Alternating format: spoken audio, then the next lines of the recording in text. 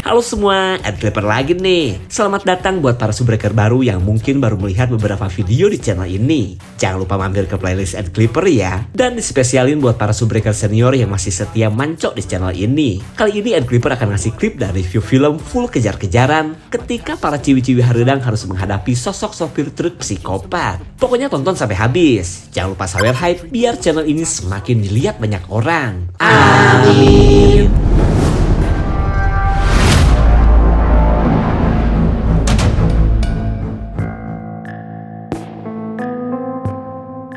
Cerita berawal dari nasib apes pasangan suami istri saat mobil mereka mogok di jalanan yang sepinya gak ketulungan. Udah mah gak ada sinyal, jalan yang bernama Devil Pass ini kebilang jauh dari peradaban. Tapi tak lama kemudian Om Gemoy mendengar kedatangan sebuah mobil truk yang sedang mendekat.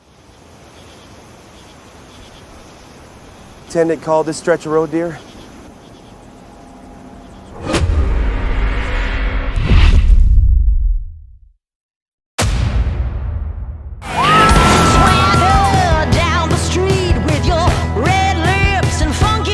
Kemudian kita beralih ke liburannya pasangan bestiawati bernama Emily dan Leslie. Sosok ciwi-ciwi haredang yang akan berlibur keluar kota di tengah penatnya kehidupan mereka yang penuh dengan drama. Terlebih Leslie dan Emily sudah muak nge-TW dengan pacar-pacar mereka yang ini gak boleh itu pun gak boleh. Lalu dengan melewati jalan pintas mereka berharap bisa cepat sampai dan bersafari maksiat sepuas-puasnya.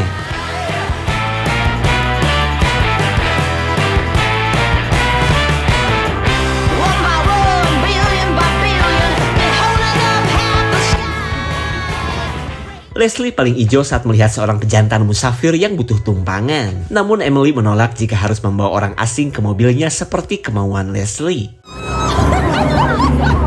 What have you done if he was? Emily bukannya gak mau nolong karena menurutnya bisa saja itu adalah seorang psikopat seperti di film-film. Lagian di Los Angeles nanti mereka akan bertemu banyak belalai yang tinggi besar, botak dan sedikit bengkok. Oh, Mama, I am driving. Really valuable to me, and Mereka ditelepon pacarnya Emily yang sudah 2 hari gak dihubungi. Lalu Emily berbohong bahwa ia sedang pergi ke LA untuk menjenguk adiknya yang diseruduk banteng. Kemudian Leslie meminta agar jangan khawatir karena ia akan menjadi satpam yang baik selama mereka di Los Angeles. I'll see you guys in a couple hours. Dick, whatever. Just tell him we look forward. Hello? Panggilan langsung terhenti saat mereka memasuki daerah susah sinyal. Kemudian Emily menggeber mobil Mustang hedonnya mumpung jalanan sedang sepi.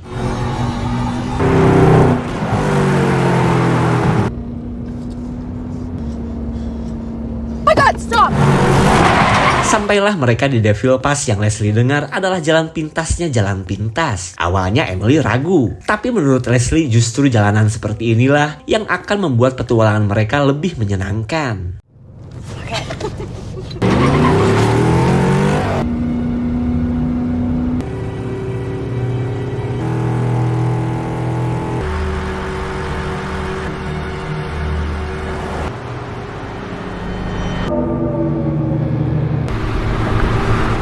Mereka kini berada di belakang sebuah truk derek yang sedang membawa mobil. Kalian masih ingat dong dengan mobil berwarna oranye ini?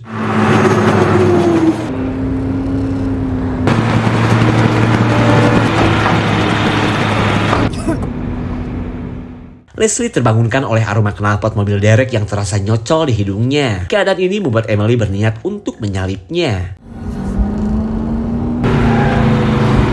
it's too risky. I'll take him to the summit.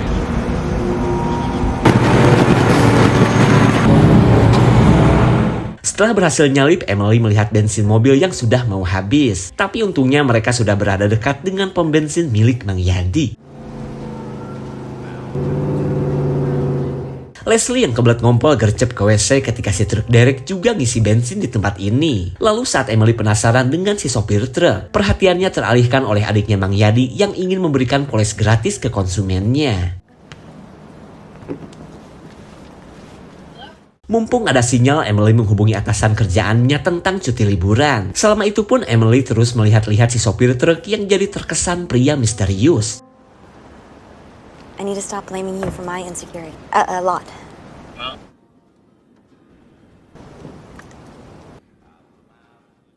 Leslie dan Emily tidak sadar bahwa si sopir truk sedang memperhatikan mereka. Bahkan si sopir misterius ini begitu serius memperhatikan mereka yang akan melanjutkan perjalanan.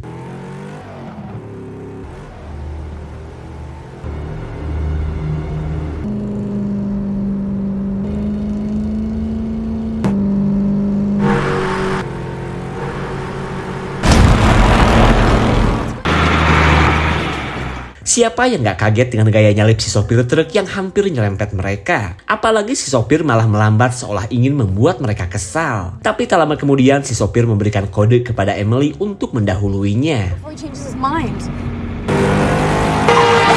Si sopir rupanya sengaja ingin membuat mereka adu banteng dengan pengendara lain. Mereka emosi dong. Lalu Leslie berniat menghubunginya dengan nomor yang tertulis di bodi truk. Tapi sayang, mereka berada di daerah yang susah sinyal. Keadaan ini membuat Emily terpaksa harus menyalipnya daripada terus-terusan mencium aroma knalpot mesin diesel. Idiot! Yeah, you fucking idiot! Leslie merasa puas setelah meluapkan kemarahannya. Dan karena merasa masalah sudah selesai, Leslie akan lanjut Polar Season 2. Oh, wait when we get to Palm Springs. Emily mendadak nyesek melihat si sopir truk derek datang dengan kecepatan tinggi. Bahkan si sopir terus nempel di belakang seolah ingin meneror Emily dan Leslie.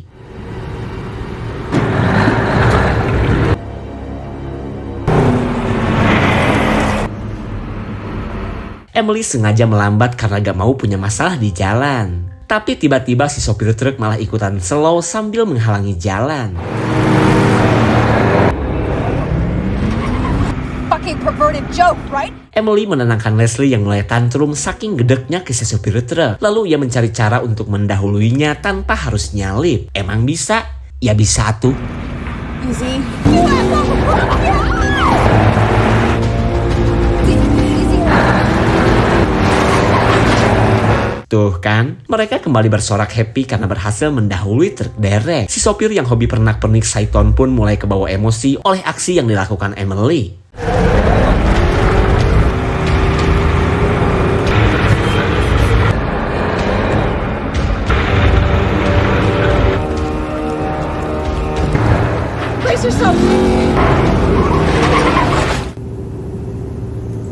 Emily dan Leslie menenangkan batin dulu di rest area setelah hampir menyambar seorang bocil. Syukur-syukur si sopir truk sudah pergi jauh dan tidak lagi mengganggu mereka.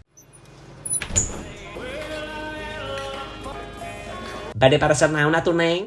Nothing a few painkillers can't cure. Mereka lanjut ngopi sebelum melanjutkan perjalanan. Tapi tiba-tiba Emily melihat truk derek yang juga beristirahat di tempat ini. Lalu Emily mencari si sopir di antara para pengunjung kafe sambil mengingat-ingat sepatunya yang sempat ia lihat sewaktu di pom bensin.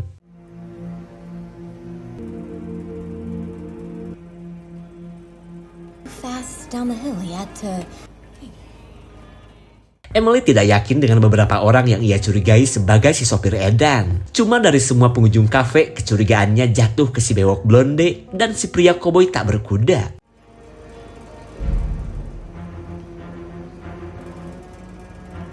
Emily sadar jika ia telah salah sangka karena si koboi bukanlah seorang sopir truk. Lalu kecurigaannya tertuju ke si bewok yang dari tadi melirik-lirik kepadanya. What are you doing? Stop it. What? Kemarahan Emily menarik perhatian para pengunjung kafe. Sementara si pria asing ini terlihat bingung saat dituduh sebagai sopir edan oleh Emily. I've got issues. I've got issues. Stop him. He's gonna kill her. You're not doing it here. Si bewok memilih pergi daripada baku hantam di depan banyak orang. Lalu Emily memastikan lagi jika orang yang sudah ia tampar makanannya adalah si sopir yang selalu mengganggunya. Yah, Emily lagi-lagi salah orang. Lalu dengan santuinya si sopir derek meninggalkan rest area. Mereka tidak menyangka perjalanan liburan malah jadi seperti ini. Leslie pun bertanya-tanya kenapa tuh sopir gak henti-hentinya mengganggu mereka.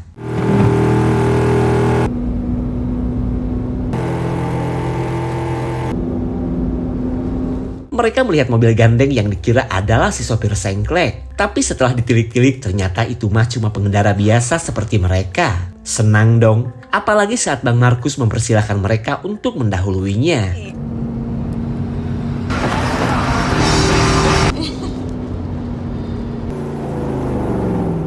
Baru juga menikmati perjalanan, mereka melihat sebuah mobil yang berhenti di tengah jalan. Di mana mobil ini adalah mobil yang diderek oleh si sopir sengklek.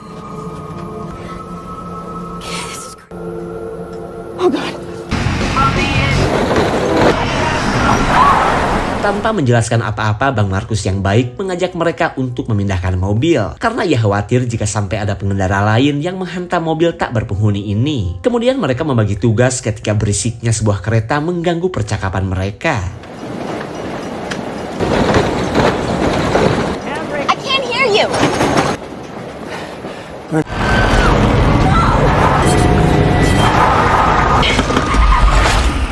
Emily tidak habis pikir kenapa orang ini begitu ingin mencelakainya. Lalu datanglah Leslie yang mengajak Emily untuk segera kabur. Kemudian mereka menyuruh Bang Markus kabur sebelum ikutan diganggu si sopir jahanam.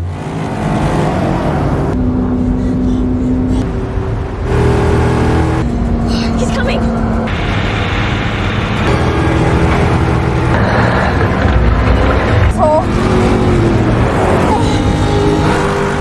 Mobil yang mereka gunakan jelas tidak mungkin bisa dikejar oleh mobil derek. Ya, kecuali bannya pecah.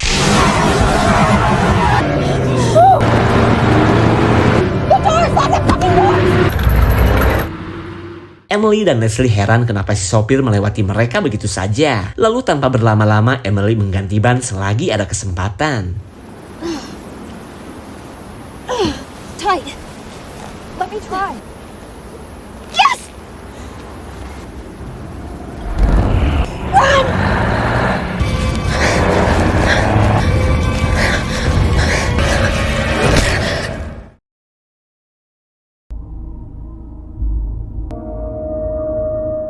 Emily yang sempat jatuh sampai pingsan tidak melihat Leslie dan hanya menemukan selimutnya saja. Ia pun terus mencarinya, kali aja Leslie sedang sembunyi di balik semak-semak.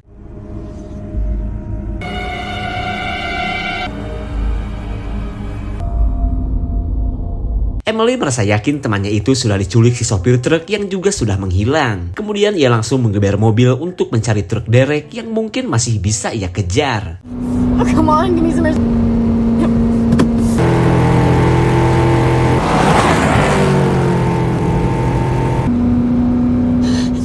Keberadaan telepon umum menjadi harapan bagi Emily untuk bisa menghubungi polisi. Tapi tak lama kemudian ia melihat si mobil derek yang seolah sedang menunggunya.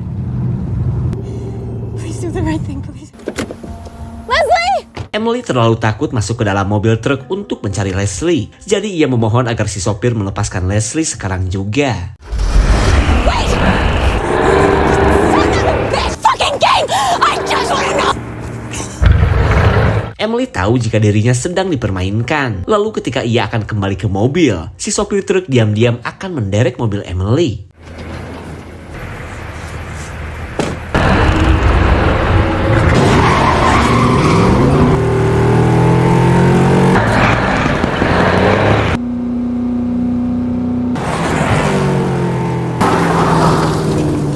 Emily gercep sembunyi ketika si sopir sedang memburunya. Cara ini pun berhasil hingga Emily bisa lanjut menghubungi polisi. Tapi sayang, telepon umum ini ternyata sudah lama gak berfungsi. Keadaan ini membuat Emily yang mulai depresi memilih untuk menenangkan diri dulu.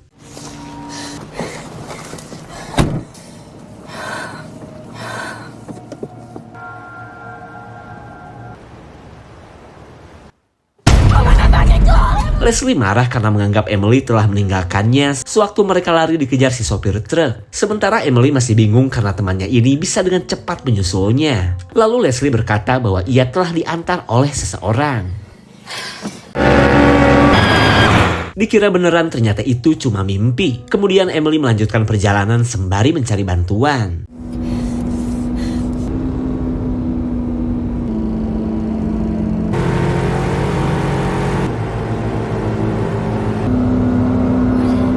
I gave you the road.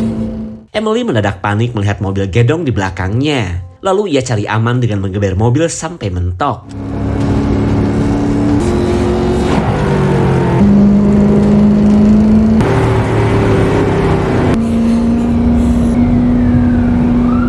Lagi-lagi Emily ketipu karena mobil yang di belakangnya adalah patroli polisi. Lalu Emily akan meminta bantuan kepada Pak Po yang memang akan menghentikan Emily. Thank God you're Back in the car. Emily kesulitan menjelaskan apa yang terjadi karena Pak Polisi malah meminta SIM dan STNK. Di mana semua itu karena perbuatan Emily yang kebut-kebutan melampaui batas nyantui. I swear. Just need you to get in the car. Pak polisi tidak percaya begitu saja dengan semua cerita Emily, hingga Emily terpaksa menuruti kemauan Pak Po yang kekeh ingin SIM dan STNK. Killed her. Certain he killed her. Ma'am, I'm gonna need you to settle down. Here they are. Pak polisi akhirnya tewas oleh hantaman bumper si mobil derek yang tiba-tiba muncul dari belakang. Lalu Emily bergegas meminta bantuan dengan menggunakan radio. Akan tetapi si sopir edan tidak akan membiarkan itu terjadi.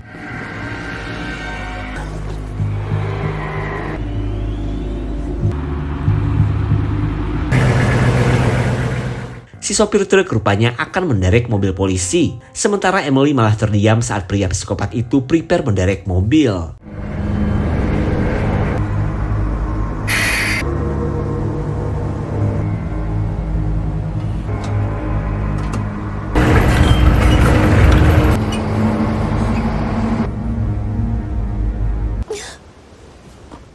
Dengan membawa pistol, Emily bertekad untuk memburu si sopir truk. Karena bagaimanapun juga ia harus menemukan Leslie yang kini entah seperti apa nasibnya. Namun perjuangan Emily malah terganggu oleh bensin yang kembali tekor.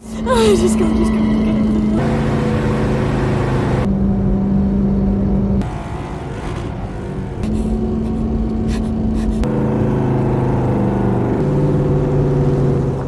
Sekali pom sudah mau tutup, Emily bisa dengan mudah mendapatkan bensin jika sambil menenteng pistol seperti ini. Kemudian ia lanjut menggunakan telepon untuk memanggil polisi. Police. Yes, I want to report a tow truck. He's taking my friend. My captain.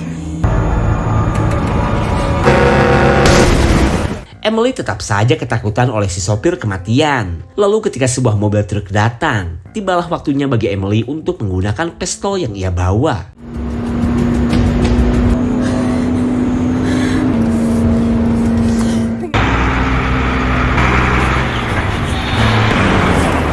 Yeay, ternyata itu mah cuma mobil paket si lambat yang sedang kejar setoran. Tapi tiba-tiba sang sopir truk derek sudah bersiap untuk menghabisi Emily.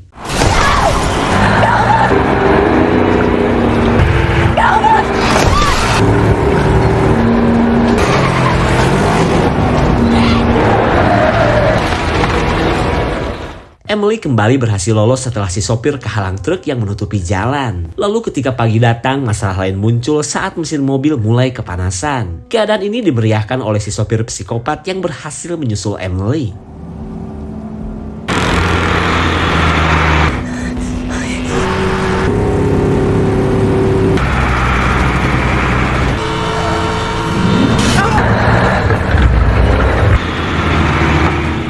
Emily yang sudah muak diteror punya rencana untuk mencelakai si sopir truk, di mana ia akan melakukan manuver adu banteng biar truk membagongkan ini masuk jurang.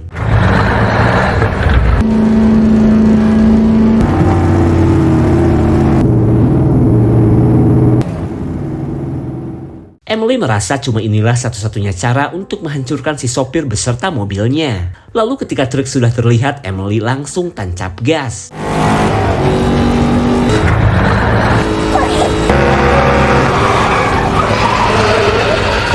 Kali ini si sopir truk tidak bisa kemana-mana lagi ketika roda depannya sudah ngambang di bibir jurang. Lalu dengan penuh waspada, Emily mencari Leslie yang ia pikir berada di dalam mobil truk.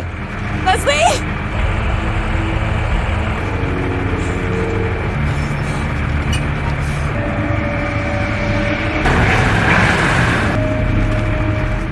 Emily kepikiran untuk menghubungi Leslie, kali aja di tempat ini sudah ada sinyal. Lalu tiba-tiba ia mendengar dering HP Leslie yang sepertinya berada di bagasi.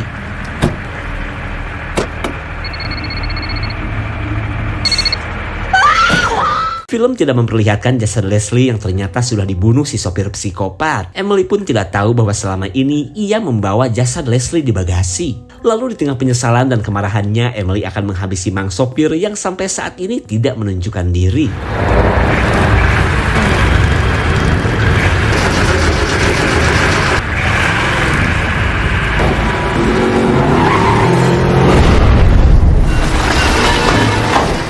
Emily melihat kehancuran mobil derek yang telah membuatnya kehilangan Leslie, hingga ia pun bisa kembali pulang mengantarkan Leslie yang tinggal nama. Beberapa waktu kemudian kita beralih ke seorang pengendara yang akan menjual mobil bututnya ke tempat rongsok. Cuma ia tidak melihat pemilik tempat rongsok yang dipenuhi mobil yang mungkin kalian masih ingat.